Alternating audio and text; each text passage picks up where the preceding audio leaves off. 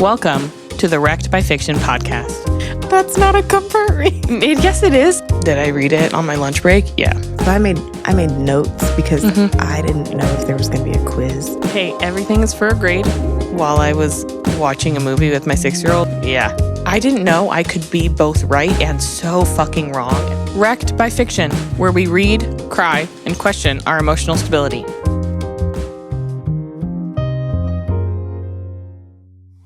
Hey. Hi. What's up? Not much. No, you're sitting here. What is that? What's up with you? Well, you know, we're just doing the same thing. We're looking at what we're actually currently fucking reading. Because neither of us could remember. What that's what I'm... Yep. Okay. What the fuck are you reading? I started Saving the Rain. Ooh. Okay, that's a good book. But then I switched to the press tour. Ah, yes. Our arc. Yeah, that arc. Yeah. That we got. But then I switched to The Blood Captive because I couldn't put it off anymore. And how much have you read of the 3? So you're currently reading 3 books technically. Yes. I'm 10% into Saving the Rain. Okay, that's nothing. 24% into the press tour. Okay. And 34% into The Blood Captive. Yeah, you are. Yeah. And I've already told Paige that when she needs a female narrator, I'd like to audition. So, dude, The Blood Captive got me in the fucking dedication. Yeah. I was done for. Yeah. I read that book. I started it at like 9 p.m. and I finished it at 4 p.m. the next day. You're wild. I don't know how you do it. And it was a work day. Yeah, I don't know how you do that. Yeah. I stayed up until like 1:30 in the morning reading it. I texted her in the morning and I said, you owe me reparations because I read 65% of this book before I went to sleep. And then when I finished it, I immediately texted her and said, I need the other one like in an IV now. Straight to the veins immediately. And Right she said, I'm working on it. Oh my God, that book is good.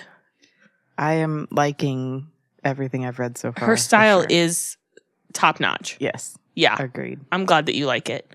Yep. Because it's like when we talked about her last, I have read one of her other books. Mm-hmm. And she's like consistently like she's humorous. She has this flow that is really, really nice. And I don't want to say that I was surprised, but I did really enjoy it and across the genres. So like I read that holiday story and this is a completely different direction. Right. And I had so much fun. Yeah. It was a 5-star read for sure for me. So we'll see how you feel about it once you finish it. We'll see. So far it's headed that direction. Mm-hmm. So, yeah. And then you said you're only 10% into Saving the Rain. Mm-hmm. They haven't even laid all the groundwork. No. And it's been so long since I started. You're going to have to start it over. I don't remember where I am. So is Saving the Rain your first MM? Yes. It's one you recommended. It is Elliott Rose is an incredible writer. Mm-hmm. I don't think I realized that it would be your first MM when I suggested specifically that book. Throw me in the deep end. It's fine. It's naughty. That's okay. Elliott Rose is dirty stuff. That's fine. Like 4 out of 5. Chili Peppers, probably. So, I've read every book in that series, so it's not like I didn't enjoy it, but I think I would have suggested a different book had I known that it was your first MM. No, just throw me in the deep end. Well, you're gonna have to get into it because I'd like to know your feelings on the dynamic of having 2 MMCs. Yeah, I want to know how you feel about that. I was enjoying it when I was reading it, but then we had some shifts and priorities. Some things that had to be done. Yes. Yeah. So Yep. that's all.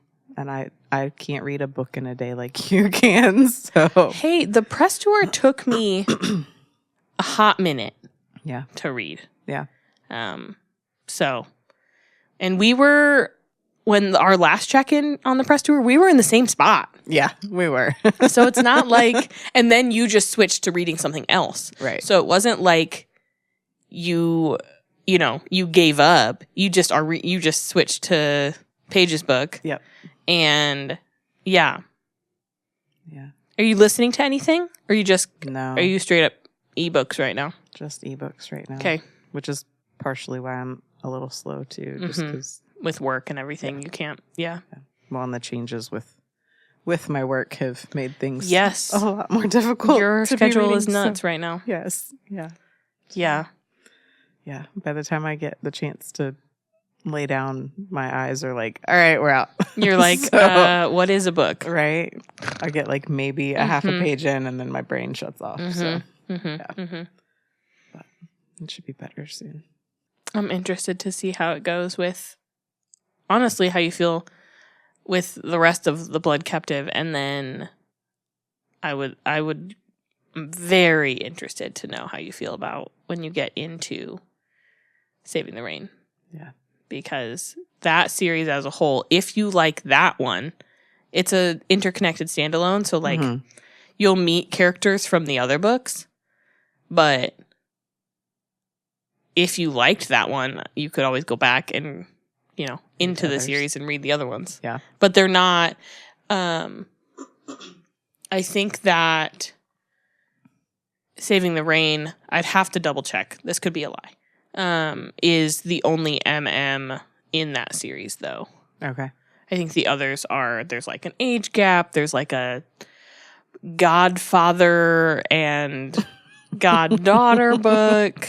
Okay. Like dad's best friend type situation. There's a boyfriend or ex's dad situation in that series too. Okay. Yeah.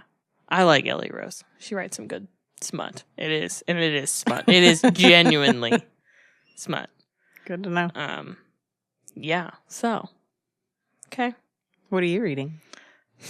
Well, currently, I have been puttering through. That's saying something for you. Yeah. And it's not because it's not good. So I've been reading Chloe Walsh. Okay. And the book currently is Saving Six and is the Boys of Tommen series.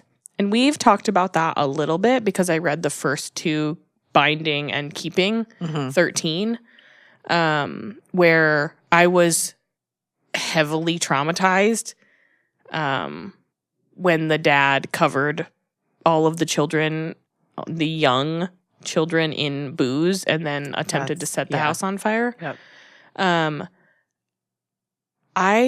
So this is technically the third book in this series. It's about Joey Lynch, and he is the eldest. Nope, that's not true.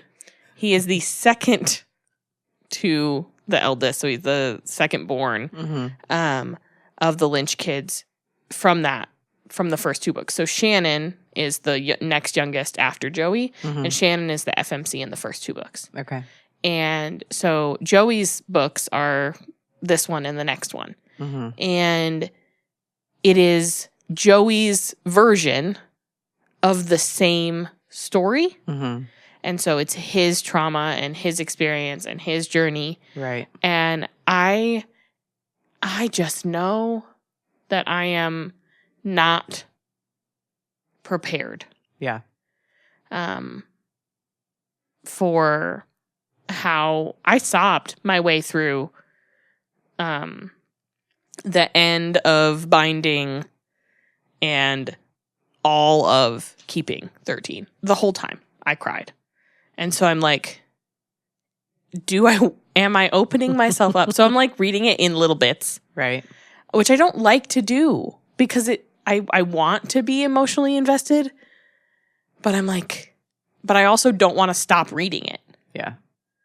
So I'm just reading a little bit. So I'll have to look, like, it says 13%. I'm only 57 pages in, which is not a lot. But I don't know. The first two were, I didn't think I was going to like it. Mm-hmm. I had been avoiding the Boys of Tommen series because of the emotional trauma, which is not normal for me, right? And so I was not expecting to be so affected necessarily. Yeah. And then Shannon and Johnny in the first two books got me good. And so now I'm like, am I ready to read Joey's story? Because Joey's story flips from, like, Shannon is 15 in the first two books, and Joey is grown, as grown as you can be with grown before he was supposed to be grown. Right. And there's addiction and drug abuse and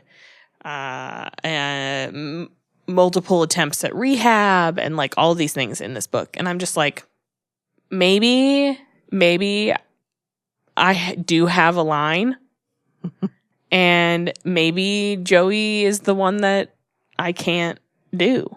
Yeah. But I want to read the other stories in the series. And so I'm like, well, I have to read Joey's two books if I want to read the next. Yeah. So, because they're written in duets. So we'll see how I feel about it when I get further in. I think it'll hook me. That's what happened with the first one, is that it took me a while to get really into it, and then I couldn't put it down. Yeah. And then I read the second book in 2 days because I couldn't stop. So, I don't know. I'm also, that is the only thing that I am actively currently reading. Yeah. Yeah. Because I downloaded The Wrong Catch by C.R. Jane, and it says I'm 3% in, which basically just means that I have surpassed the... You opened it on accident? The chapter display. Right. I think it literally, if I open it, I think it says chapter 1. And that's it's the third book in the series. And I like C.R. Jane. There are a bunch of books by her that I have read. And so I will read it. I'm just not, I'm kind of feeling a little slumpy at the moment. And I think that it sucks because you know how usually when I get into a slump, it's because I read something bad? Yeah. Now it's because you read something good. Damn it, Paige. Every book that I have read, the one I just finished was 4 stars. But the other books that I have read in April so far, all 5-star reads for me. Which is abnormal. So what I just read was another arc, but it's the second book in a series, so I went ahead and read it myself. And it was Maple and Moonlight. That was the 4-star read. Yeah. I also finished the press tour. Okay. Which was fine. Yeah. It was fine. And then, though, I got Bound in Blood was 100% a 5-star read. I'm trying to see where I put it in my... which folder it's in. Where are you? I can't find him. Oh, no, because I got it off of Kindle. So I turned it back in. Oh, yeah. And then I read... Let's switch to my Goodreads. Hold on. Because there are... The books I have read in April were so good. Okay. So the last thing I read in March was Hunt the Villain, which is Rena Kent, which is dark romance. I love Rena Kent. I've talked about God of Fury on the pod before. And that's from the prequel series. I wouldn't, that's not really the right word, but it's the series that comes before this series. Right. And Hunt the Villain was a 5-star read for me because it was like this, it's an MM book, which I love. I love a MM book. And it's like mafia meets like found family meets, one of them is a chaos goblin and the other is a anal retentive like control freak. Of course. And it's like this like mutual obsession, but one of them acknowledges that it's obsession and the other one believes until like the 70% mark that it's deep-seated hatred. Okay. And so it's like enemies to lovers, but they were never really enemies. Right. One of them was just like, I can't have actual feelings for this person because that would be insane. So I must just hate him really hard. Just don't like him. Hate him real hard. Yep. Right in the butt. You're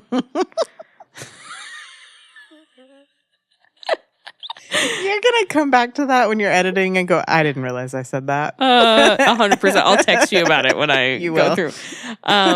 But it was so good.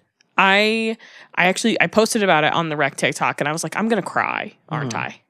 Because Rena Kent, somehow, she walks this very fine line of like, is it too fucked up and emotional damage? And I fell right over into emotional damage.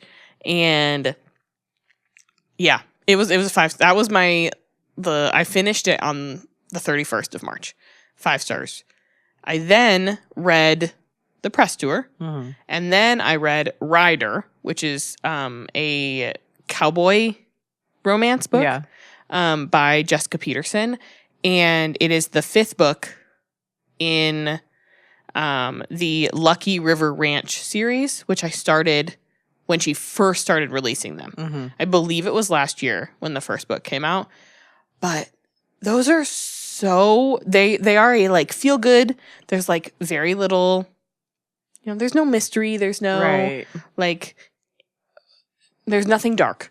No miscommunication. No. Well, sometimes, but like there was one in the series where it was an accidental pregnancy, which I love. I love that trope. I don't know what it is. Whoops. But this one, Ryder and Billy were they have known each other their whole lives. Mm-hmm. So it's like a friends to lovers. And Ryder has always brushed off Billy's like girlhood crush. Mm-hmm. But they're grown now. They're in their 30s. And she like doesn't give it up. And she like hits on him hard, like funny.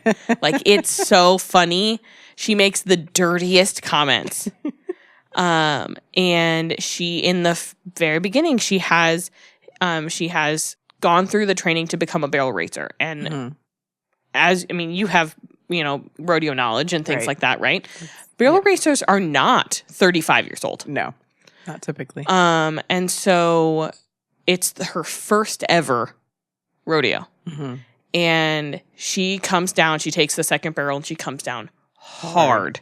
And Ryder is up in the stands and in the blink of an eye, you get his POV and he's like, I don't know how I got down here. I just somehow was magically I teleported and all of a sudden I'm in the dirt, trying to wake her up, giving her actual CPR, trying to get her conscious. Oh gosh. And it goes from there where she can't do anything. She hates her job because she wants to be outside, and they go on this like journey of like her finding herself after recovering from this fall. Mm-hmm. And the book ends with her racing again. Oh, good. And she makes it, and it's beautiful, and everyone is screaming, and it's wonderful. And then he proposes with a string ring, Aww. like the Taylor Swift song, because when they were kids, it was the first song he learned how to play on the guitar because she loved it when they were like tweens. Yeah. And very cute. It's very cute. But that was a 5-star read. And I think mostly when I get to that point in a series where it's like, we're like 4 or 5 books in, I maybe my 5-star reads aren't totally dependent on the actual story. Maybe it's I have enjoyed the journey so far. Right. And this is the end. And I'm Oprah. Everybody gets You'll get a 5-star. Everybody gets 5 stars. And then I immediately finished Rider on the 11th, and I started The Blood Captive on the 12th. Rider was the 10th, Blood Captive was the 11th. And Blood Captive was less than a day. Less than a day. It was so freaking good. However, then I texted you about the Mindfuck book. Mm-hmm. Oh, yeah. Yeah. The one that had all the different... My God. I couldn't decide if the Mindfuck was good or bad. I could not. And I mostly think that I finished it out of spite because I was convinced that we were going to get more information. Right. No. There was no... He hallucinated the whole fucking relationship. Also, I'm not going to name the book. If you are interested and you hear it on the podcast, I did talk about it on our social media. Yeah. But I am not going to name the book because the author specifically states in her, in the foreword and the afterword of the book that she requests that people who read it do not leave like spoiler review content. Gotcha.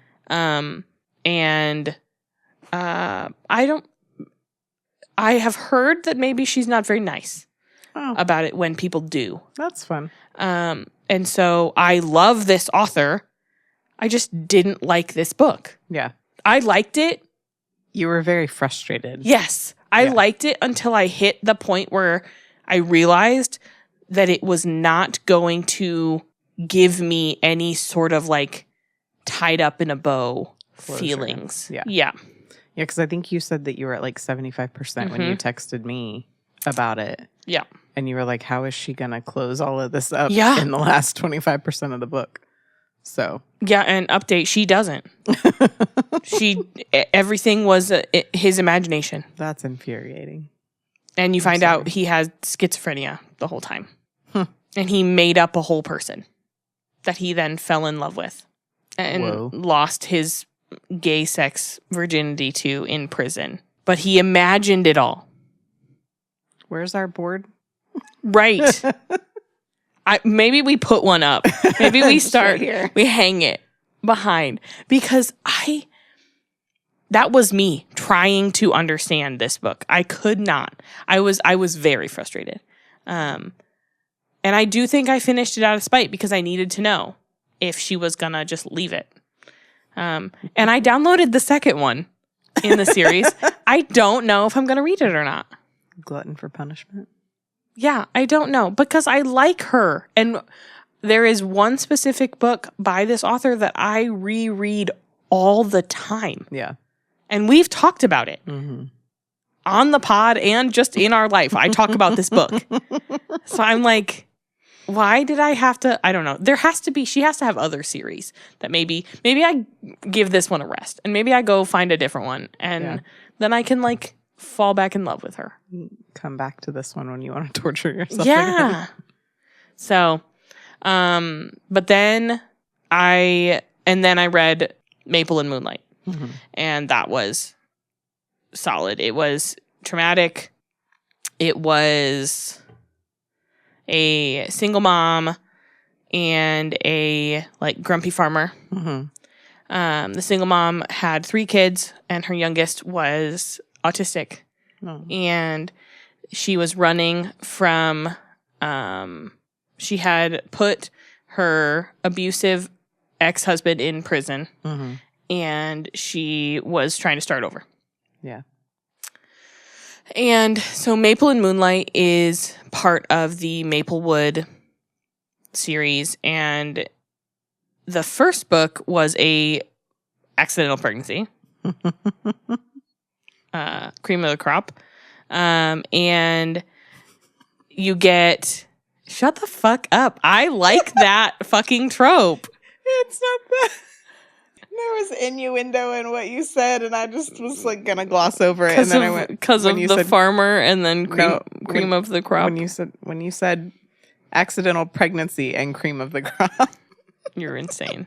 Sorry. But Maplewood has this mystery, like there was like a murder, and so they're interconnected standalones. So you could just read the first book and be done. Yeah. You could just read this one and not have read the first one and be done. Yeah. But there is context in both that fit together like puzzle pieces. And so the next one is supposedly from, clues given at the end of the book I just finished, it's the town mayor and like a marketing specialist who's like there to like, what are those nope. In when like you're like running for president and there's people. Campaign. Yes, but it's like the person who's hired to spin the news in a positive. Do you know what I'm trying to say? Yeah, I mean, do they have a name? Usually it's like PR or something. Yeah, it's either public relations, or it could be just your campaign manager is going to be kind of in charge of making things go smoothly. This woman comes to town to fix their negative views. Yeah. Presence. And at the very end, you find out that she is there to help spin it and bring back the tourism and all this stuff. But she's also a Maplewood, like townie. She grew up there and she left. And the mayor and this woman have had, like deep connections, hatred for each other. Hatred but it has to be there had to have been something because of the way that they talk to each other. Yeah. So maybe there was a hookup or something, but somebody's feelings got hurt. Yeah, that's what I think. Yeah. So I'm loving it. Oh, the author of the Maplewood series is Daphne Elliott. Okay. And I am a fan. And I didn't realize that she had a full fucking catalog. And so maybe I'll read something else that she's written. They sound good. I might have to check them out. They are a great mix of the feel-good and kind of the intrigue piece. I will say that this one got me in the feels because, number one, of the autistic youngest. That's always near and dear to our hearts, for sure. But also, the oldest of the children is a daughter who had to grow up before she should have. Right. And she has this kind of like hypervigilance that kind of carries through the book. And that got me right. We don't know anybody like that. Straight in the heart.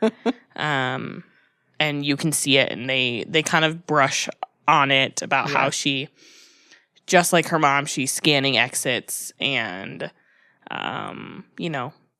she's looking at people with suspicion rather than, blind trust and things like that. So yeah, but I really enjoyed it. Daphne Elliott, the author, actually did find us on TikTok and has commented on some of our things. Yeah. And so that's cool. I will continue reading because I'm enjoying it now. Yeah.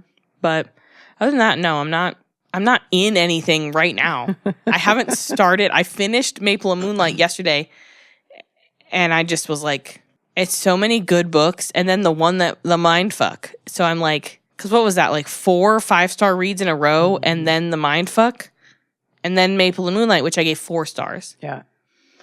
So I'm like, where do I go from here. Honestly, I'm waiting on the book mail. Yeah. So you can read that? Yeah. I'm really excited. I was kind of wishing that you would come with me today so that you could read to me while I drove. You want me to read to you while you drive? Just read to me while I drive. Because I didn't have an audiobook to listen to. I caught up on some podcasts, but yeah. No. Needed you to read to me today. I used to do that for Corey. On road trips, I would read out loud. Yeah. Mm-hmm. It's cute. It's how he read the first 3 Harry Potter books, with me reading them out loud. That's adorable. I also read one of the books you recently finished was The Spell Shop. Yes, I did. And you liked it, right? Yeah, it was very cute. I liked it a lot. Cutesy. It was comfortable. Yes, it was the cottagecore vibes, but with plants that come alive. Yeah. How'd you feel about his name is Cass, right? Mm-hmm. How'd you feel about Cass, who has the soul of a person but is a plant? I liked him. He kind of made me think of and I'm totally gonna go blank. What's the series that came after Harry Potter that has all of the creatures? Fantastic Beasts? Yes, thank you. Mm-hmm. The little stick guy that he... Oh, yes, made me think of him a little bit. I know that's not the same imagery, but that's like what I kind of imagined in my head. So in my head, the personality type, completely different imagery. For Cass from The Spell Shop was the fire from Howl's Moving Castle. Oh, see, I don't know that. You don't know wow, okay. Studio Ghibli? No. Are you joking? No. No Kiki's Delivery Service. No Howl's Moving Castle. No Secret Life of Arietti. No. Are these books, movies? Movies. Both? Nope. None of them. This is where our age gap comes into play. Oh, I am. We're going to have a movie weekend Totoro? No, it's anime. No. Nope. Anime was not a thing when I was growing up, though. These are not recent. How long ago were they? I have Google. Let's see. Okay, so let's just look up Kiki's 1989. Yeah, well, Kiki's Delivery Service was 1989. How about Secret? It was not a thing that I was aware of growing up. Secret Life of Arietti is far more recent. Secret Life of Arietti is 2010. Yeah, I know. Howl's Moving Castle was 2004. Nope. My Neighbor Totoro was 1988. Nope. Wow. Do you not know the imagery? No. Because now I'm like, I need to show you for specifically. So I mentioned Howl's Moving Castle. Yeah. So Howl's Moving Castle is the hearth, the fire. Okay. Yeah. Is a soul. Okay. And he fuels Howl's Moving Castle. Mm-hmm. And when he's removed from the hearth, he just looks like this. Aw, he's cute. He's just a little guy. Just a little guy. And I think you would like this. It is one of the... So Howl is... Hold on, we're going to sidetrack for just a second. Howl is he is cursed, and he's like a monster human. Mm-hmm. And he turns into what's essentially like a giant humanoid bird. Okay. And a young woman is cursed because of a lot of reasons. I'm going to butcher it, so I'm not going to explain. But she is cursed and she becomes an old woman. Okay. And she is then employed by Howl. Mm-hmm. And she doesn't think he knows that she's actually a young woman. Right. But he does because he's a beast. He's not like an actual person. Yeah. He has magic and whatnot. Yeah. Obviously his fire has a personality. But I can't believe that you don't know what I'm talking about. Sorry. Nope. Oh my God. Well, I know my kids love all of those movies. Mm-hmm. And if yours enjoyed Demon Hunters, mm-hmm. the way that I know that mine did, yeah, that could be we can watch it together. A movie, yes. I'll need the list from you so that we can check it out. Because I think, there are so many. And there's still, there was a one that was released in the last couple of years, since COVID. Mm-hmm. So they come out all the time. Okay. Or, well, that might be an exaggeration, but let me rephrase. They have been coming out for a long time. Okay. So, we love, My Neighbor Totoro was a fan favorite. We had a backpack, I believe, when one of them was in kindergarten, mm-hmm. and it was her first backpack. Aww. And it was a My Neighbor Totoro. Yeah. Had a little figurine on it and stuff. So that we like those movies. Yeah. So that will have to be something that we that I introduce you guys to, because that would be fun. For sure. Yeah. No, I didn't get a lot of TV watching time even mm-hmm. as a kid, mm-hmm. so there wasn't a lot of that. And then I don't remember anime being a thing when I was younger. Dragon Ball Z. That was more my brother's age. We're 8 years apart, and that was more his thing. Sonic the Hedgehog was the big cartoon when I was younger. Okay. I didn't really watch that much. Well, you and I are 11 years apart. Yeah. So a little over that, because I just turned 32. So happy birthday. Yay. Sometimes I forget. Yeah.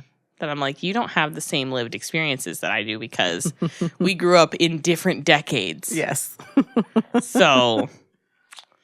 Yeah. And different parts of the country, and that changes the way that. Yeah. So, well, that is something for us to, maybe we have a movie night situation or movie day. Movie day. Yeah. Yeah, our version of the Super Bowl, because nobody here watches football. Just the halftime show. Yeah. Yep. Because that's the only part that I find even remotely interesting. Right, and the commercials. But, okay. Well, you're reading far more things than I am right now. I'll keep you posted. Maybe I'll pick something up that grabs me, because I don't know. Honestly, I think I'm going to get out of this feeling of nothing is good enough. Yeah. I think I'm going to read Emily Rath again. Get a little comfort read in there. I think so. I just love her. And I love those books. And I've thought about it. I keep my eye out for secondhand mm-hmm. of those, because I cannot afford actual brand new copies of them. But I want the Pucking Around series, the Jackson Rays, so bad. I want all of them. And she's currently getting ready. Next fall, she's releasing a paranormal, romance, fantasy book. And it's where it's Why Choose. Mm-hmm. And one of the MMCs is a wraith. He's just smoke. Yeah. And she's yeah, right? I want to know. And so I will be reading it, because I am very curious. We're going to need another anatomical drawing. See, I told you, your brain can fill in the gaps. You just have to let it. No. I like pictures. You know, in a classroom where they have those big giant, where it's like a legal pad, but mm-hmm. it's the size of it's this wide. Yeah. You can flip the whole thing. Maybe we need one of those. We just put it right here. Post-it makes the big easel drawing. Yeah. We'll just get us an easel and one of those big Post-it pads. We take notes. Yeah, I think I'm probably going to read something that I know is going to make me feel good, because I don't want to be disappointed. Yeah. If I start a new book and then don't like it. And I have trouble getting into something new. Maybe I'm just bored. I still wish you'd read Witchcraft for Wayward Girls. I know you said you started it and just couldn't. I did. I don't get into it. I have difficulty getting into nonfiction. Yeah. Technically, it's fiction. Technically, it's not, though. It's based on... It's not actually a true story. Maybe I'll try that again. Or maybe I'll I don't know. I haven't read a real true fantasy book in a while. Yeah. I haven't read a thriller. So maybe. And maybe my Kindle needs to go in a bag in the dark somewhere, and I need to read something with actual pages. Because that happens too, where I'm just like, yeah, I need to hold a book. Yeah. Yeah. Yep. I do have a hard copy book that I started, but then had to set aside. I forgot about that one. What is it? I put it on my Goodreads. It's that one that I bought when we went to the bookstore together, and you said that book looks like something you would read. What does that mean? A Witch's Guide to Magical Innkeeping. That sounds about right. I probably did say that. Yeah. I will butcher that author's name. Sanju Mandana. The pages that I had read were good. Okay. Just need to get back to it. Again, a hard copy is hard to read when I need a light on and I'm trying to go to... When life is happening. Yep. Yes, I agree with that. Yeah. I would be remiss if I didn't mention the book that's up in between us for our friends who are just listening. We got Credence by Penelope Douglas up today, and Amanda's never read Penelope Douglas before. Nope. And Credence it took BookTok by storm. It's the reason that I read it was BookTok. Mm-hmm. And it is another one of those where you would laugh at me if you read it like you did Den of Vipers. You would laugh at me because I have read it and will read it again. Many times. Yeah. The first time I read it was on my Kindle. I found this secondhand, and it lives upstairs on the bookshelf next to my bed, so that so I can just snag it. Yeah. So Penelope Douglas is, though, possibly, in my personal opinion, the queen or demon, maybe, of the miscommunication trope. Yeah. I read my first ever Penelope Douglas book was, I'm not even going to try to remember the title of it, but I remember I read it and I was so convinced that the series was like chronological, like 1, 2, they were all the same. Mm-hmm. Turns out they were the interconnected standalone situation. But when I asked this question to my friends, I did not know that like I would finish this book and it would be wrapped up. Right. And so I was sitting there, like my palms were sweating. There was so much miscommunication and they just didn't talk to each other. Oh no. And I remember asking, like, does this get better? Right. Do you get answers? Do they get answers? Mm-hmm. Do you feel like, and they were like, I think it's fine. I think you're being dramatic. And I'm like, no, my heart is pounding out of my chest. I'm having a heart attack because I can't sweep it under the rug. These two people can't talk to each other. And they were like, it's fine. And then, of course, yes, it was fine. Right. And they do figure it out and everything is good and all's well and whatever. But she does miscommunication so right and so wrong. So, Credence, is a 5-star read for me. But I love a taboo. Yeah. I like it. I like a taboo. Everything's fucked up.